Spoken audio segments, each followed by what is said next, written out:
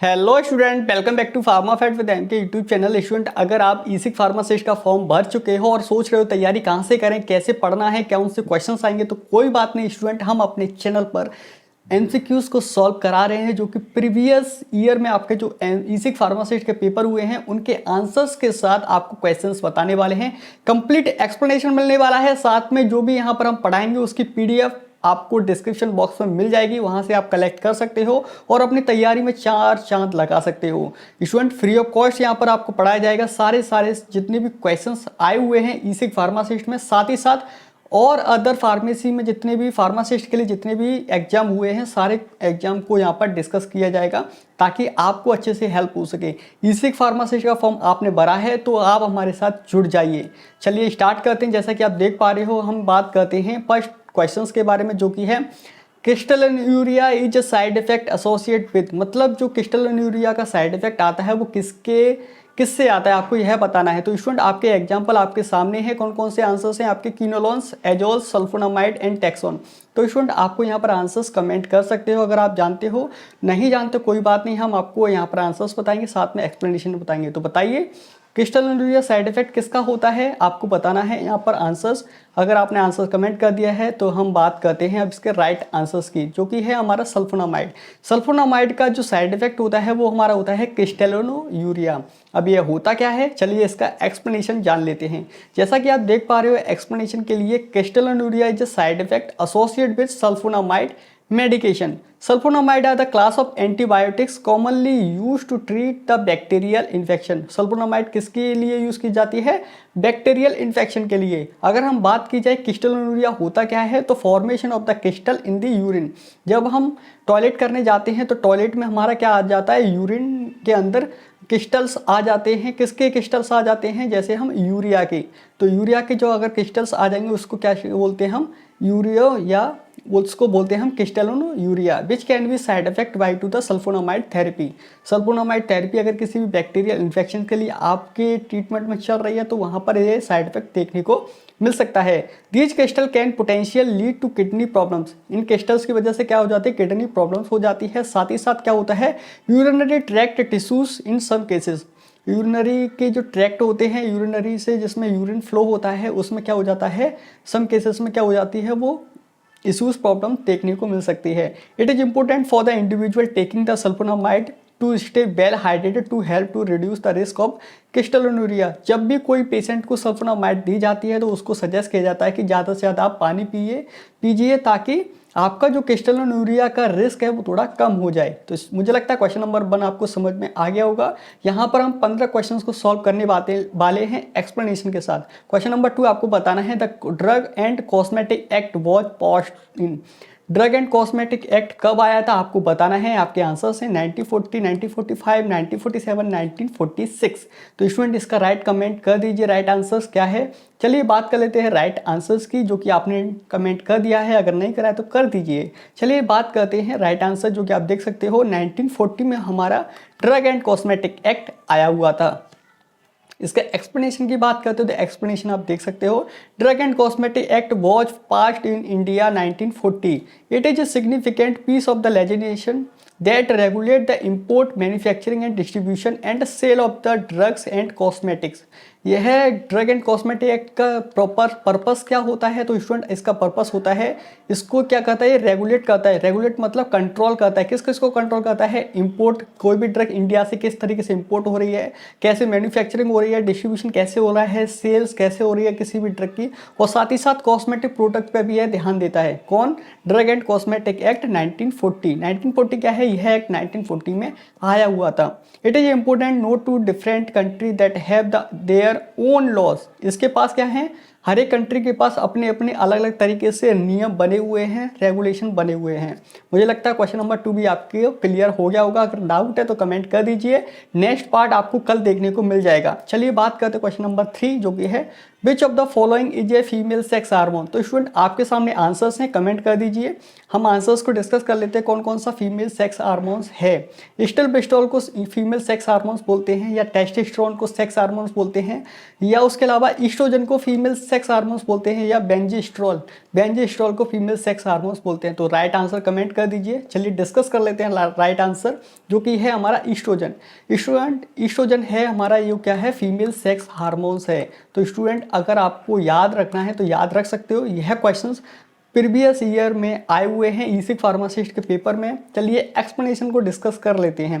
Oestrogen is a female sex hormones, it is place the crucial role in the development of the maintenance of the female sexual characteristics. Females के अंदर जितने भी sexual characteristics आते हैं वह oestrogen के कारण आते हैं। तो ईस्ट्रोजन क्या होता है, हमारा फीमेल सेक्स हार्मोन्स होता है। उसके अलावा क्या है, estrogen is produce primarily in the ovary. सबसे पहले ईस्ट्रोजन जो होता है वो कहाँ प्रोड्यूस होता है, जो फीमेल्स की ओवरी होती है उसके अंदर यह क्या होता है, सबसे पहले प्रोड्यूस होता है। But also produce in the smaller amount to the other tissues like adrenal gland. साथ ही साथ ये स्मॉल अमाउंट में किस में प्रोड्यूस होता है, एडिनल ग्लैंड में प्रोड्यूस होता है, और सम फैट सेल्स के अंदर भी यह प्रोड्यूस होता है। यह क्या करता क्या है, फीमेल सेक्स हार्मोन जो ईस्ट्रोजन होता है वो साथ ही साथ ये क्या होता है, सेक्सुअल कैरेक्टरिस्टिक को डेवलप करता है, लेकिन उसके साथ साथ यह रेगुलेट करता है मेंस्ट्रुअल साइकिल। जो भी पीरियड्स वगैरह आते हैं उनको भी यह ईस्ट्रोजन ही क्या करता है, कंट्रोल करता है, रेगुलेट करता है। Contribute to the development of the secondary sexual characters like females in place the various physiological process throughout the women's life including the bone health and cardiovascular health. ये females के अंदर bones की health को भी maintain करता है, साथ में कार्डियोवैस्कुलर मतलब जो हृदय की जो हमारा हार्ट है उसको भी क्या करता है, मेंटेन करता है। थर्ड, मुझे लगता है क्वेश्चन नंबर 3 आपको समझ में आ गया होगा। चलिए बात करते हैं क्वेश्चन नंबर 4। क्वेश्चन नंबर 4 का क्वेश्चन ये है कि क्लोरोक्विन क्या होता है, आपको बताना है। क्लोरोक्विन क्या है, आपके आंसर्स आपके लिए अवेलेबल हैं। 4 अमीनो क्विनोलिन, उसके अलावा है एक्राइडिन, बिगुनाइड, या उसको हम बोलते हैं लास्ट में पायरामिडीन। तो बताइए क्लोरोक्विन क्या होता है स्टूडेंट। चलिए आंसर डिस्कस कर लेते हैं। राइट आंसर जो कि है 4 अमीनो क्लोरोक्विन। 4 अमीनो क्लोरोक्विन का क्लास का ये हमारा क्लोरोक्विन है, ये हमारा क्या है, ड्रग है। अगर हम क्लासिफिकेशन निकालेंगे तो 4 अमीनो क्लोरोक्विन के अंदर हमारा क्या आता है, क्लोरोक्विन आता है ना। तो इसका यह है राइट आंसर। चलिए एक्सप्लेनेशन देख लेते हैं। 4 amino chloroquine is a 4 amino quinoline. It is a medication that has been used to treat the prevent the malaria. किसके लिए यूज़ की जाती है, ट्रीटमेंट ऑफ मलेरिया। मलेरिया के ट्रीटमेंट में 4 अमीनो क्लोरोक्विन को हम यूज़ करते हैं, जो क्या करता क्या है, mosquito borne infections caused by to be the parasitic plasmodium. और जो मलेरिया होता किससे है, फीमेल मॉस्किटो से होता है, जिसको हम क्या बोलते हैं, जिसको हम बोलते हैं फीमेल पैरासाइट प्लाज्मोडियम। उसके अलावा हम क्या बोलते हैं, chloroquine work for the chlorophyll. जो क्लोरोक्विन होती है वो हमें हमारी बॉडी में वर्क कैसे करती है, तो स्टूडेंट ये वर्क करती है interfering with two the parasite availability and digest and utility. मतलब जो भी पैरासाइट्स है उसके डाइजेस्टिव सिस्टम और यूटिलिटी को यह डिस्टर्ब कर देती है। उसके साथ साथ क्या होता है, haemoglobin utility killing the parasite. तो स्टूडेंट जो भी है उसने खून पिया हुआ है तो उसके जो हीमोग्लोबिन है, खून में क्या होता है, हीमोग्लोबिन होता है। तो हीमोग्लोबिन क्या होता है, डाइजेस्ट नहीं हो पाता, उसका यूटिलाइजेशन नहीं हो पाता, जिसकी वजह से जो फीमेल पैरासाइट्स होता है वो हमारा क्या हो जाता है, किल हो जाता है। Additional chloroquine has been invested for the potential issues in the treatment of the certain autoimmune disease. जो एडिशनल क्लोरोक्विन्स होती हैं वो हमें साथ में क्या इफेक्ट देती हैं, ऑटो इम्यून डिसीज से भी हमें प्रिवेंट करती हैं। रोमेटॉइड आर्थराइटिस एंड ल्यूपस में भी इसको हम यूज़ कर सकते हैं। साथ ही साथ ये हमारी क्लोरोक्विन होती है वो इम्यूनोसप्रेसेंट प्रॉपर्टीज़ भी अपने पास रखती है। तो मुझे लगता है क्वेश्चन नंबर 4 का आंसर एक्सप्लेनेशन के साथ आपको मिल गया होगा। अगर आपको इसकी पीडीएफ चाहिए तो लिंक डिस्क्रिप्शन बॉक्स में अवेलेबल है, वहाँ से आप पीडीएफ कलेक्ट कर सकते हैं। लेकिन पीडीएफ के लिए एक पासवर्ड है जो कि हम आपको लास्ट में बताने वाले हैं, तो आप सेशन में बने रहिए। सेशन थोड़ा लंबा हो जाएगा लेकिन आपको यहाँ पर क्वेश्चंस एक्सप्लेनेशन के साथ आपको यहाँ पर दिए जाएंगे। चलिए क्वेश्चन नंबर 5 क्या है, Hindi paediatric dose calculation. Paediatric क्या होती है, पेडियाट्रिक स्टूडेंट वो होती है जो कि बच्चों की डोज होती है, किसकी, बच्चों की। In the pediatric dose calculation children in the first 20 days of the birth come under the class of. आपको बताना है जो पेडियाट्रिक डोज होती है कैलकुलेशन में, जो बच्चे होते हैं फर्स्ट 20 डेज के जो जन्म हुआ है जिन बच्चों का, वो कौन सी क्लास के अंदर आते हैं, इन्फेंट के अंदर आते हैं, चाइल्ड के अंदर, न्यूनेट के अंदर आते हैं, जस्ट बॉर्न जो अभी जस्ट पैदा हुए हैं। किस कैटेगरी में आपको रखेंगे बच्चे जो कि 20 ईयर से 20 डेज से जो कम के बच्चे हैं? बताइए, आपके आंसर्स आपके सामने अवेलेबल हैं स्टूडेंट। इसका राइट आंसर क्या है? New natal. न्यू नेटल मतलब नए बच्चे हैं। जैसे कि आप बात करते हैं paediatric medication, children in the first 20 days of the birth are typically considered as the neonates. Neonates are the newborn infant, मतलब नए बच्चे हैं। Newborn infant usually up to the first 28 days of life. कितनी होती है? 28 days of life. All through the 20 days are often refers as the neonatal period. 20 days के बाद वो उनको क्या बोलते हैं? न्यू नेटल पीरियड बोलते हैं। जो 20 डेज का उनका जो पीरियड होता है उसको क्या बोलते हैं? Neonatal period. समझ में आ गया? चलिए, क्या है स्टूडेंट, क्वेश्चन नंबर 6 है नेचुरल अकरिंग कर्मिनेटिव। अब आपको बताना नेचुरल कर्मिनेटिव होते क्या हैं। एसिफिडिटा मतलब हींग को हम क्या बोलते हैं? कर्मिनेटिव बोलते हैं। हींग कर्मिनेटिव कैटेगरी में आता है या नहीं आपको बताना है। अशोका आता है, अर्जुना आता है या अगार आता है?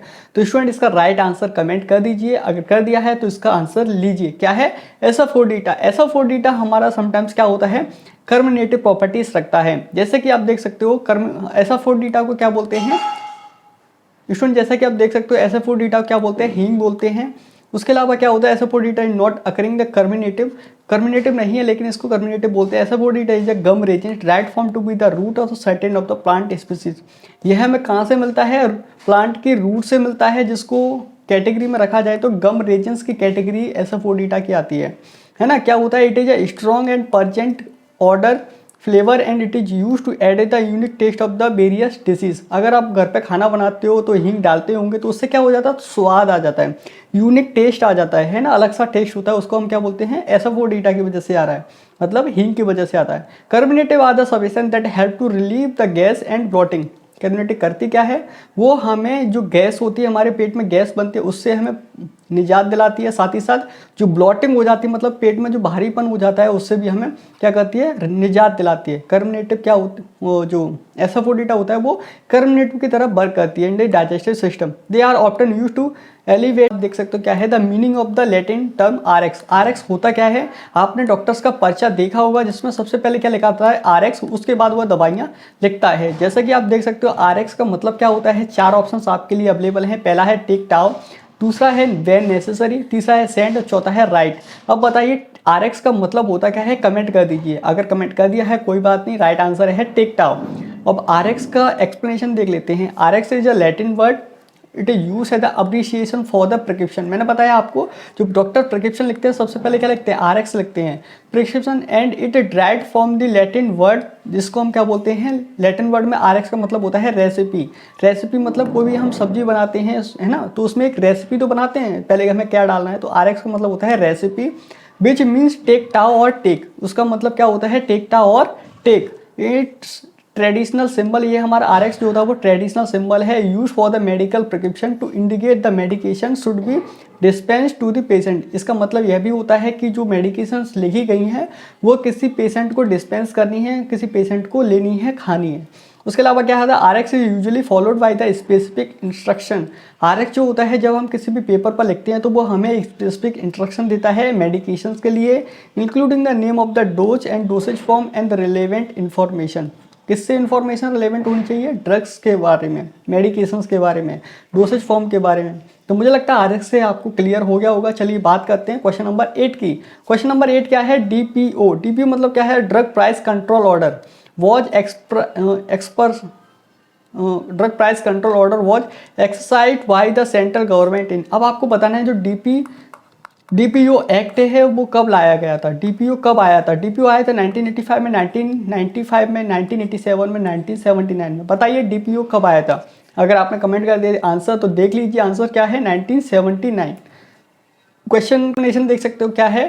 Drug price control order DPCO was first pass by the central government in India 1979। सबसे पहले कब आया था? 1979 में डीपीसीओ एक्ट आया था। DPCO is regulatory framework in India. DPCO क्या है? रेगुलेटरी फ्रेमवर्क है। किसको कंट्रोल करती है? रेगुलेट करती है। Control the price of the essential and life saving drugs. Suppose कोई कैंसर्स की दवाएं हैं तो उसके ऊपर क्या है? गवर्नमेंट का क्या होता है? कंट्रोल होता है। डीपीसीओ एक्ट के अधीन गवर्नमेंट का क्या होता है? कंट्रोल होता है, जिसमें वो क्या करती है? प्राइस को मेंटेन करती है। मतलब इस पर्टिकुलर लाइफ सेविंग जो ड्रग्स हैं, जैसे कोरोना में वैक्सीन्स थी, तो वैक्सीन डीपीसीओ के अंडर उसमें क्या करा गया था, सभी को फ्री ऑफ कॉस्ट वैक्सीन्स लगनी है, तो उससे आपको एक भी पैसा नहीं लगा गया था। तो वो क्या था, हमारा लाइफ सेविंग ड्रग्स था, है ना। तो वैक्सीन्स का एग्जांपल आप ले सकते हो, ensure that they are the affordable and accessible to the general population. जो जनरल पॉपुलेशन है उनके लिए जो मेडिकेशंस ज़िंदगी बचा सकती हैं, उनका प्राइस कम रखा जाए, उनके प्राइस को रेगुलेट किया जाए, इसका काम होता है डीपीसीओ का। तो मुझे लगता है ये आपको कंप्लीट समझ में आ गया होगा। चलिए बात करते हैं क्वेश्चन नंबर 9 के बारे में, जो कि है myocardium is a special muscle tissues found in only in D. अब आपको बताना, जो मायोकार्डियल मसल्स होती हैं वो हमें कहाँ पाई जाती हैं। आपके आंसर्स हैं ब्रेन के अंदर, हार्ट के अंदर, स्टमक और लंग्स के अंदर। बताइए, आंसर दे दीजिए। बहुत सिंपल क्वेश्चन है। आंसर अगर आपने दे दिया है तो आंसर देख लीजिए। राइट आंसर क्या है, हार्ट। मायोकार्डियम जो स्पेशल मसल टिश्यूज होता है स्टूडेंट, यह हमें कहाँ पाया जाता है, हार्ट के अंदर पाया जाता है। It is a middle layer. अब आपको बताना है, मायोकार्डियम जो होती है वो हमारी मिडिल लेयर होती है, मतलब एक लेयर ऊपर है, बीच में लेयर और लास्ट वाली लेयर। तो बीच वाली लेयर को हम क्या बोलते हैं, मायोकार्डियम लेयर बोलते हैं। उसके अलावा क्या है, middle layer of the heart wall, sandwich between, देखो सैंडविच बन गया ना, एक ऊपर बीच में और एक नीचे, तो ये क्या होता है, सैंडविच बोलते हैं इसको। आउटर एपिडियम, सबसे पहले आउटर वाली होती है उसको बोलते हैं एपिडियम, एंड द इनर जो होती है अंदर वाली को हम क्या बोलते हैं, एंडोकार्डियम। तो दूसरे पहले वाले को क्या बोलेंगे, आउटर एपिकार्डियम, दूसरे वाले को मायोकार्डियम, तीसरे वाले को क्या बोलते हैं, इनर इंडोकार्डियम, है ना। तो ये आपकी 3 लेयर होती है। मुझे लगता है आपको ये समझ में आ गया होगा। चलिए बात करते हैं क्वेश्चन नंबर 10 के बारे में, जो कि है schedule to which list of the drug to be sold on the prescription only belong to. अब आपको बताना है कौन सा शेड्यूल होता है जो कि लिस्ट ऑफ द ड्रग्स जो होती है, जो कि हम प्रिस्क्रिप्शन के ऊपर, हम प्रिस्क्रिप्शन के साथ आप उनको बेच सकते हैं। List of the drug to be sold on prescription only, जो प्रिस्क्रिप्शन पर ही दी जा सकती हैं, और कौन से शेड्यूल के अंदर आती हैं। बात आप स्टूडेंट, क्वेश्चन नंबर 10 आपके लिए है कि schedule which list of the drug to be sold on prescription, ऐसी कौन सी दवाई है, ऐसी कौन सी लिस्ट है, ऐसा कौन सा शेड्यूल है जो कि प्रिस्क्रिप्शन पर दवाइयाँ दी जाती हैं। तो student, schedule L, schedule W, schedule X, schedule M. बताइए,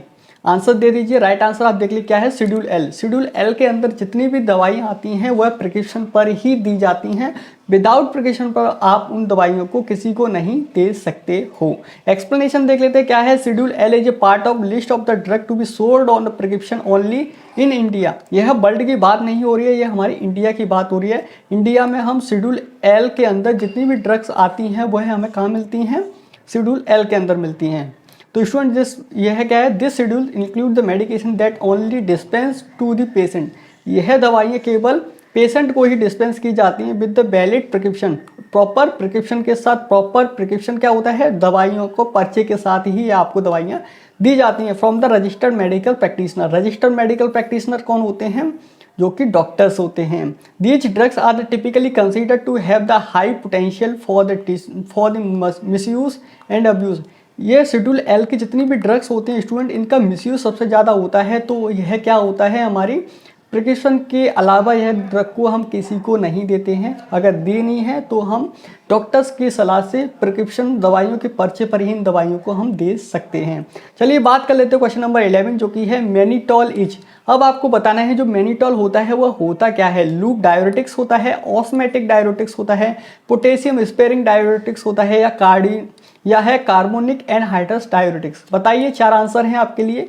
राइट आंसर अगर आपने कमेंट कर दिया है तो देख लीजिए आपका राइट आंसर क्या है, ऑस्मेटिक डायरेटिक्स। ऑस्मेटिक डायरेटिक्स को हम क्या बोलते हैं, loop diuretics, sorry osmotic diuretics को हम क्या बोलते हैं, मैनिटॉल डायरेटिक्स बोलते हैं। तो चलिए आगे बात कर लेते हैं एक्सप्लेनेशन की। Mannitol is classified as a osmotic diuretics. Osmotic diuretics are the group of the medication that work by increasing the osmotic pressure within the renal tubules of the kidney। जो मैनिटॉल होता है वो हमारा osmotic pressure को increase कर देता है। Osmotic pressure मतलब हमारे यूरिन सेक्रेशन को थोड़ा सा इंक्रीज कर देता है। This secretion of the osmotic pressure lead to the increase the water retention. जिसकी वजह से क्या होता है, हमारा जो बॉडी में वाटर रिटेन कर रहा है, जो रह रहा है, उसको क्या कर देता है, इंक्रीज कर देता है within the renal tubules and result to urine protection, जिसकी वजह से हमें ज़्यादा से तरह से हमें क्या होता है, यूरिन आता है। तो मैनिटोल क्या करता है, हमारा ऑस्मोटिक प्रेशर को इंक्रीज कर देता है, और साथ में ऑस्मोटिक प्रेशर क्या होता है, हमारे बॉडी में वाटर के रिटेंशन को, वाटर के एब्जॉर्प्शन को इंक्रीज कर देता है, जिसकी वजह से हमें क्या होता है, ज़्यादा से ज़्यादा हमें क्या लगता है, टॉयलेट आती है। Mannitol often used in medical setting to promote the diuretics, है ना। मैनिटोल क्या होता है, मेडिकल सेटिंग टू, जो कि क्या होता है, डायरेटिक्स को प्रोड्यूस करता है। आगे बात करते हैं क्वेश्चन नंबर 12, क्या है, the formulation use to dental hygienist are known as, ऐसी फॉर्मुलेशन जो दांतों के लिए यूज़ होती हैं, हमारे दांत के हाइजीन के लिए, साफ सफाई के लिए यूज़ होते हैं, उनको हम क्या बोलते हैं, आपको बताना है। आपके आंसर्स हैं इंसफ्लेशन, उसके बाद सफिक्स, इसके बाद कैचेस, उसके बाद डेंट्रीफाइसिस। बताइए क्या बोलते हैं, 4 आंसर्स आपके लिए अवेलेबल हैं। अगर आपने आंसर कमेंट कर दिया है तो आंसर देख लीजिए क्या है, डेंट्रीफाइस। डेंट्रीफाइस हमारा क्या होता है स्टूडेंट, है क्या होता है, हमारे दांतों के हाइजीन के लिए, दांतों की साफ सफाई करने के लिए, हमारे माउथ के लिए, ये क्या होते हैं, फॉर्मुलेशंस होते हैं, जिसको हम क्या बोलते हैं, dentifrice. Formulation use to dental hygiene also known as the dentifrice. Dentifrice are the oral care product. कैसे होते हैं, ओरल केयर मतलब हमारे माउथ के लिए होते हैं। सच है, जैसे हम सुबह सुबह क्या करते हैं, टूथपेस्ट करते हैं, कोई टूथ पाउडर करता है, कोई क्या करता है, जेल लगाता है, कोई क्या करता है, दांतों की सफाई और ओरल हाइजीन को मेंटेन करने के लिए ब्रश करता है। तो स्टूडेंट यह हमारे क्या होते हैं, डेंट्रीफाइस होते हैं। ये typically contain the abrasive agent. ये बेसिकली करते क्या है, ये ऐसे केमिकल्स को कंटेन करते हैं जो कि हमारे दांतों से क्या हो जाते हैं, चिपक जाते हैं। जैसा आपने कॉलगेट देखा होगा, सुबह सुबह कॉलगेट जब आप करते हो तो क्या करते हो, जो कॉलगेट होता है वो आपके दांतों पर चिपक जाता है, जिससे क्या होता है, जो हमारे दांतों के ऊपर जो भी डेंटल प्लेग लगा रहता है, या जो कि हमारे रात में जो खाना खाया रहता है ना, खाना खाने के बाद जो खाना बचा रहता है हमारे दांतों के बीच में, उसको यह क्या कर देता है, रिमूव कर देता है। तो स्टूडेंट डेंट्रीफाइस क्या होते हैं, आपको समझ में आ गया होगा। चलिए बात करते हैं क्वेश्चन नंबर 13 की। फॉलीटेलिस arise to be the incompatibility in. अब आपको बताना है जो इरेथ्रोब्लास्टोसिस फॉलिटी होता है वो किसकी वजह से अराइज होता है, किसकी इनकम्पेटेबिलिटी की वजह से अराइज होता है। तो ऑप्शंस देख सकते हो क्या है, लिम्फ की वजह से, ब्लड की वजह से, साइनोवियल फ्लूइड की वजह से, या बाइल की वजह से। करेक्ट आंसर को कमेंट कर दीजिए। चलिए बात कर लेते हैं करेक्ट आंसर्स की, जो कि है हमारा ब्लड। तो स्टूडेंट जो ब्लड होता है वो हमारा क्या प्रोड्यूस करता है, इरेथ्रोब्लास्टोसिस फॉलिटी प्रोड्यूस करता है। अब हम बात कर लेते हैं इरेथ्रोब्लास्टोसिस फीटैलिस की। अब हम बात कर लेते हैं स्टूडेंट इरेथ्रोब्लास्टोसिस फीटैलिस की, जो कि क्या होता है, उसको known as the hemolytic disease of the newborn. जो किस में होती है, नए बच्चों में यह हीमोलाइटिक डिसीज होती है। Arise to be the incompatibility into the blood type, किसकी वजह से, ब्लड की वजह से incompatibility between a mother and her fetus. किसकी वजह से, जो सपोज कोई मदर प्रेग्नेंट है, जिसके क्या होता है, जिसके स्टमक में क्या है, जिसके ओवरी में क्या है, एक बेबी है। बेबी में क्या होता है कि जो हीमोलाइटिक डिसीज हो जाती है उसको हम क्या बोलते हैं, इरेथ्रोब्लास्टोसिस फीटोलिसिस। फीटालिसिस ये याद रखना, मतलब फीटस, फीटस मतलब होता है हमारा भ्रूण। उसके अलावा क्या बोलते हैं, this condition can be lead to the hemolysis. इस कंडीशन को क्या बोलते हैं, हीमोलाइसिस बोलते हैं, जिसको क्या बोलते हैं, destruction of the red blood cells, जिसमें आरबीसी नहीं बनती हैं। In the baby which can cause the severe anaemia, जिसकी वजह से बेबी को क्या हो जाता है, सीवियर एनीमिया मतलब खून की कमी हो जाती है। और साथ ही साथ अदर कॉम्प्लिकेशन आपको बच्चे के अंदर देखने को मिलती हैं। मुझे लगता है क्वेश्चन नंबर 13 आपको क्लियर समझ में आ गया होगा। आगे बात करते हैं क्वेश्चन नंबर 14, जो कि है पेरेंटल एंटीकोगुलेंट होते क्या हैं। पेरेंटल एंटीकोगुलेंट ड्रग्स क्या है, आपको बताना है। पेनिसिलिन है, क्या है, फेनिपिनिडाइन, क्या है, पेनिसिलिन है, फेनिनिडाइन है, उसके अलावा बारफिन है, उसके अलावा हेपेरिन है। तो बताइए पेरेंटल एंटीकोगुलेंट क्या होता है। राइट आंसर कमेंट कर दिया है, तो देख लीजिए क्या है, हिपेरिन। हिपेरिन हमारा क्या है, एंटी पेरेंटल कोगुलेंट है, जो कि आप देख सकते हो। उसके अलावा क्या है, it is a medication use to prevent and treat the blood clot. जो ये हमारी बॉडी में कभी कभार क्या हो जाता है, ब्लड के थक्के जम जाते हैं, खून के थक्के जम जाते हैं ब्लड के, जिसकी वजह से हमारी जो वेन्स होती हैं वो क्या हो जाती है, ब्लॉक हो जाती है, बंद हो जाती हैं, है ना। तो जिसको अगर हम हिपेरिन का इंजेक्शन उसको लगा देंगे तो वो क्या हो जाता है, ब्लड क्लॉट नहीं बनता है ना, ट्रीट हो जाता है। तो आप देख सकते हैं, मैंने आपको यहाँ पे बताया है, heparin works by inhibiting the formation of the blood clot. ये क्या होता है, खून का तक का बनने नहीं देता है and it is often administered as a injection into the blood stream. जो कि डॉक्टर्स होते हैं वो क्या करते हैं, पेरेंट के इंजेक्शन को ब्लड में डायरेक्ट क्या कर देते हैं, इंजेक्ट कर देते हैं in the hospital setting under the medication supervision. किसके अंडर में, डॉक्टर्स के अंडर है ना, ऐसे ड्रग्स को दिया जाता है। क्वेश्चन नंबर 15 जो कि लास्ट रहने वाला है आपको, क्वेश्चन नंबर पार्ट 1 ई-सिक फार्मासिस्ट के एमसीक्यू सीरीज है, जो कि है drug and magic remedies act was passed in. अब आपको बताना है ड्रग एंड मैजिक रेमेडीज जो एक्ट आया था वो कब पास किया गया था, 1956, 1954, 1952, 1953। तो बताइए, कमेंट कर दीजिए। राइट आंसर आप देख लीजिए क्या है, 1954। 1954 में drug and magic remedies act आया हुआ था। चलिए एक्सप्लेनेशन देख लेते हैं क्या है drug and magic remedies act. Objectionable किसके लिए था ये, ऑब्जेक्शनेबल एडवर्टाइजमेंट के थ्रू। मतलब ऐसा कोई भी व्यक्ति जो कि क्लेम कर रहा है कि मैं अपने तंत्र मंत्र से किसी भी बीमारी को ठीक कर सकता हूं, तो ऐसे पर्सन पर कार्रवाई करने के लिए, ऐसी एक्टिविटीज को रोकने के लिए एक एक्ट लाया गया था जिसको हम बोलते हैं drug and magic remedies act. कब आया था, 1954, 1954 में आया था इन इंडिया में। This act aim to regulate the controlling the advertisement of the drugs, है ना। ऐसा कोई भी बोले कि मैं अपनी विद्या से, तंत्र मंत्र से, साथ में कोई भी जड़ी बूटी से मैं पर्टिकुलर बीमारी को कंप्लीटली ठीक कर सकता हूँ, तो ऐसा कोई भी क्लेम कर रहा है तो उसको इस एक्ट के थ्रू वहाँ पर सज़ा मिल सकती है।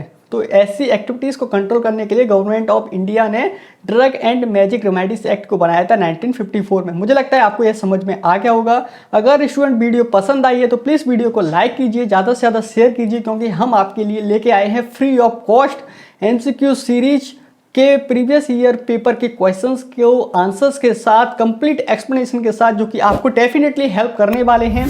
और स्टूडेंट जो बच्चे नए आए हैं तो डेफिनेटली चैनल को सब्सक्राइब कर लीजिए, और पीडीएफ का आंसर्स आप, पीडीएफ का लिंक आपको कमेंट बॉक्स में पिन कर दिया है, वहाँ से आप ले सकते हो। चलिए मिलते हैं अगले ऐसे नई वीडियो में, तब तक के लिए दोस्तों बाय बाय।